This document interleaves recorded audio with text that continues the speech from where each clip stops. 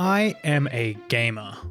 And despite wasting the precious years of my youth in front of a TV doing some serious gaming with an E, I've never been to a video game convention. In high school, I was a bit of a goody two-shoes and a massive nerd, and I studied a lot. And I remember thinking to myself, it's alright, I'll go to all the conventions and events when I turn 18 in 2020. But we're past those years from hell, and we're here, and I finally got to go to my very first PAX. Yes, this is what I look like. You wait in line, get into the convention center, and immediately you are hit with the vibes. I don't want to be cringy or corny, but it is really nice to be in a room full of thousands of people who all like the same things as you. You walk around and there's 100 people dressed up as Mario, or one of the 6 million Glenn's Clean Impact girls, or this dude dressed as Pyramid Head just having a good time. And the other thing is that everyone is so nice. I chatted to so many people. Someone even recognized me as Snugboy, so shout out to him. And there was this one guy that had a sign that said, "Talk to me about your favorite game that no one has heard of." And so of course I spent 25 minutes telling him about the most underrated Zelda game, Twilight Princess. But overall, the vibe was just so welcoming and lovely. The vibe is weird, right? Because I thought all gamers were like racist and smelly, but everyone's really lovely and really nice. And it's like weird being in an environment where it's just like a bunch of wet fucking nerds like me. You know what I'm saying? It'd be like that. And that lovely vibe can pretty harshly clash against the entire other half of PAX, which is ultra, mega, super corporate. Every brand is out there trying to sell every piece of tech or hardware or game they can to make a buck, and there was something really unsettling about large groups of people chanting a company's name. It felt like I'd entered a weird cult or something, and so a lot of the booths I didn't really like. We waited to get into this Red Bull F1 motion rig VR car thing, and my legs killed, and I ended up just playing my Switch for half the line, and then finally, after an hour and a half of waiting, I gotta go and immediately got motion sick and had to sit down for 10 minutes. That sucked. There was one area of PAX that had no lines though, and that was the indie booth. This shit fucking rocked. Unlike the big AAA booths where you waited 3 hours to play Sonic or something, here you just go up to a game, start playing, and the developers are right there next to you. And they talk to you about the game, and it's so cool. I wanted to show off some of the sick games I got to play, and a bunch of the devs even let me interview them. Which, quick side note, every time I had to introduce myself as a YouTuber, I wanted to puke and gouge my eyes out. The coolest game I played was definitely this RPG called Spirituel. It falls into that camp of recent indie games like Undertale or Omori that feel very inspired by old SNES JRPGs like Earthbound or Chrono Trigger. But what blew me away was the art and the writing and how charming the world was, and the fact it was all done by this one guy. Yeah, so Spirituel kind of started as a game that I wanted to make in terms of like, I really enjoy RPGs, and I wanted to make a game that had more of the stuff that I loved about the RPGs and less of the stuff that I didn't like. Like, okay, I'll just make it myself, and it just came up with Spirituel. I also asked him how he got started in game dev, because to me that world just feels so impenetrable. So I've always loved Pokemon games as a kid, and so when I got to like high school, one day I just remember Googling how to make games and found Game Maker and downloaded it.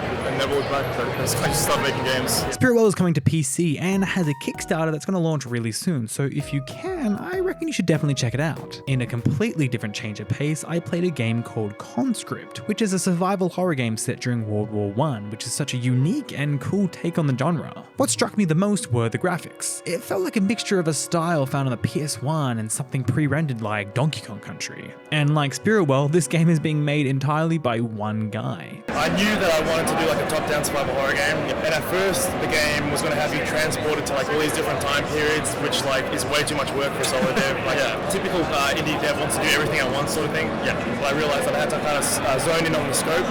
And I'm a big history nerd, so like I also knew that I wanted to implement history. I had to pick one period, and I'm like, no one makes World War I games, and World War I was horrific, so it just makes sense. Like, how has no one done this before? Conscript has a demo on Steam right now, so you should also check it out and chuck it on your wish list. The worst part about playing these games at the indie booth though, especially when they knew I was filming, was the horrifying feelings of daggers in the back of my head from the devs as I, the world's stupidest gamer, trademark, tried my best not to suck ass at the game. Which happened a lot when I played a game called Rooftop Renegade. Oh no, I'm in a building. No, I can go backwards. It's this awesome 2D speedrunning emphasized platformer that felt very inspired by Jet Set Radio. What impressed me the most with it was how well they nailed the weight and momentum of the character, which is something I feel even AAA games struggle with a lot. And it has a very cool multiplayer mode where one player is racing and the other is creating obstacles, kind of like that one Wii U Mario game. So we started in the Global Game Jam in 2018. We went to the sort of pre-meetup. It was like a bit of a networking event to sort of find a team, and we all came from the same university course. Oh, cool. So we just sat down and we're like, well, we've got artists, we've got programmer, we've got designer. We kind of already got our team ready to go. So we sort of sat down and started thinking about what we wanted to do. And because it was a small 48-hour thing, thought let's make like a party game, something that'll be fun for us to play in the office. We came up with the idea to have 3 players versus 1 player. So 3 players would shoot up the level, 1 player would run. We're launching early next year, PS4, Xbox One, Nintendo Switch, and Steam on Windows. Then I played this insanely cute game called Enchanted, which had the most adorable art style that felt like a mixture of the Wind Waker and Animal Crossing. But the game was deceivingly charming, as it is a really stressful in-management game where you have to serve and appease customers in this enchanted world, and while I enjoyed it a lot, I can't lie and say it didn't just give me PTSD to working in hospitality. It started off as a side quest in a D&D campaign where you're these adventurers that get tricked into running an inn and you have no idea how to do it. So you have to try and figure out how to mix potions together, how to cook steaks and combine them and make them magical and help out all the townsfolk to help them on their quests. The original vibe we wanted was super chill, something you can play with your parents or your nieces and nephews, and just sort of have a bit more of a casual vibe to it. But then we also want to give the mid-core player base a bit of a challenge too. So we added a bit of a star system, so if you do really well you can get the maximum amount of stars, or if you just want to coast through, you need 1 star to progress to the next level. There was this other cute game with a gorgeous art style and brilliant writing and storytelling called A Space for the Unbound. We didn't get an interview on camera, but we talked to reps from the company and they were all from Indonesia. They all flew down to Melbourne just for the convention, and the game had been in development for 8 years. I always feel like indie games are just so much more visually interesting and experimental than AAA games are, and it was lovely to see a game like this get creative with its visual aesthetic, as well as the way it delivers its story. The indie booth at PAX was incredible. Seeing the wide variety of games, talking to the developers, and playing these super fun and charming demos, it all just appeased to my artsy-fartsy gamer heart, and it just felt so homely and welcoming and warm, and it was by far my favorite little corner of the convention that contrasted so nicely against the corporate cleanliness found everywhere else. The best thing about PAX by far was everyone's cosplays. People put hundreds of hours into these articulate and detailed costumes that was so incredible. I met this amazing Yuna and embarrassingly told her how much I cried playing FF10. I met this 2B and whipped out Nier Automata on my fucking Switch. Boom! Also, by the way, the port is genuinely incredible. I love it. And there was this incredible Xenoblade 3 Mio cosplay, except... Why, Mio? Why would you do this to me?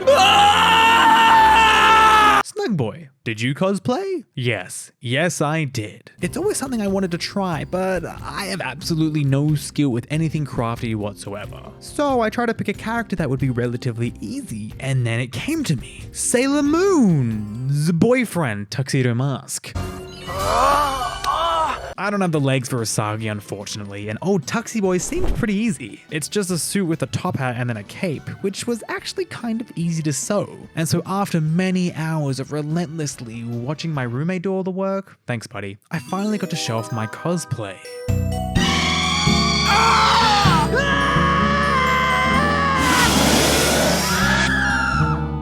Yeah, it was my first time, alright? But what was so flattering and lovely was walking past people and hearing them go, oh, that guy's Tuxedo Mask, or getting stopped occasionally for a picture. It was really nice. But then we went to the cosplay competition and watched actual real cosplayers do an actual good job, and whoa, these people are so crazy talented and dedicated, spending months and months on their projects. It was honestly really inspiring and has really given me the bug to try and make something a bit better next time. But I just gotta say, the 2 hosts for the panel were pretty bad. Our next contestant is Alt for Cosplay. One of them was the voice actress for the Junk Queen from Overwatch 2, and she had great charisma, but I don't think anyone gave her the memo about Overwatch 2. Bow down to your queen.